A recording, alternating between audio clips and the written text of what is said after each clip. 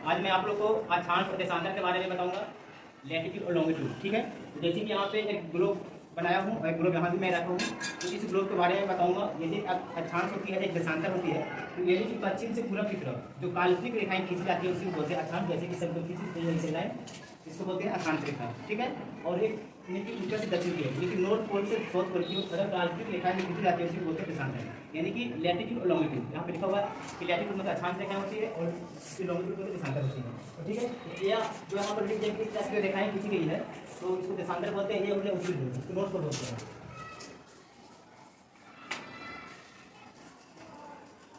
North pole हो गया, उत्तरी ध्रुव हो गया, यहाँ पे साउथ पोल हो गया।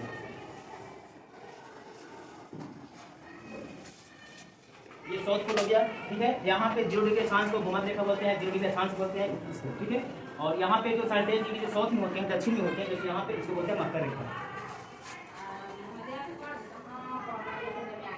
इसको बोलेंगे मकर रेखा। ठीक है, इसी तरह से 23.5 डिग्री जो नॉर्थ में होते हैं इसको बोलते हैं कर्क रेखा।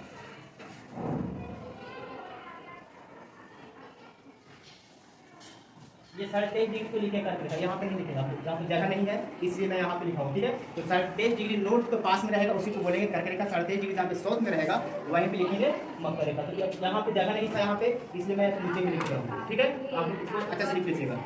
उसके बाद जो अक्षांश और देशांतर होते हैं कि लैटिट्यूड और लॉन्गिट्यूड होती है। तो जैसे कि ग्लोब पे बहुत से अक्षांश रेखाएं हैं, क्योंकि एज ए काल्पनिक है, ये रेखा खिंची हुई नहीं है। जैसे ये हमारा क्या है, पृथ्वी है। ठीक है, यानी ग्लोब है तो पृथ्वी जैसे घूमती है, यानी कि 23.5 डिग्री अपने हाथ से झुकी हुई है, तो इसी तरह से यहाँ पे दिखाया हुआ है। तो पश्चिम से पूरब की तरफ इस तरह से अगर पृथ्वी घूमती रहती है तो ये अक्षांश और देशांतर एज ए काल्पनिक रेखाएं हैं, रियल में नहीं है। तो इससे क्या क्या होती है मैं यहाँ पे पॉइंट लिख दिया हूँ। जैसे ग्लोब या मानचित्र पर अंकित अक्षांश तथा देशांतर रेखाओं को जाल मतलब है ग्रिड। ठीक है, उसको बोलेंगे भू ग्रिड। भू ग्रिड मतलब होता है कि अर्थ ग्रिड करते हैं। ठीक है, यानी कि जो भी पृथ्वी जो यहाँ पे है ग्लोब पे या फिर मानचित्र पे जो यहाँ पे अक्षांश देशांतर रेखाएं जो खींची जाती है उसी को बोलते हैं अर्थ ग्रिड। ठीक है, अब इसका उपयोग कहाँ करते हैं अर्थ ग्रिड का, उसके बारे में यहाँ पे मैं पॉइंट लिख दिया हूँ। ठीक है, तो ग्रिड पर किसी स्थान की वास्तविक स्थिति का निर्धारण करते हैं। ठीक है, जैसे कि मान लेते हैं कि अगर यहाँ पे मेरे हाथ में ग्लोब है तो यहाँ पे इंडिया है। ठीक है, तो यानी कि अपना देश यहाँ पे है, यहाँ पे साउथ अफ्रीका है, यहाँ पे गिनी है, यहाँ पे साउथ अमेरिका है। तो इसको निर्धारित कैसे करेंगे, तो लैटिट्यूड और लॉन्गिट्यूड की मदद से हम लोग निर्धारित करते हैं कि अक्षांशीय विस्तार कितना है, देशांतरीय विस्तार कितना है, उसी से क्या होता है एग्जैक्ट लोकेशन पता चलता है। ठीक है,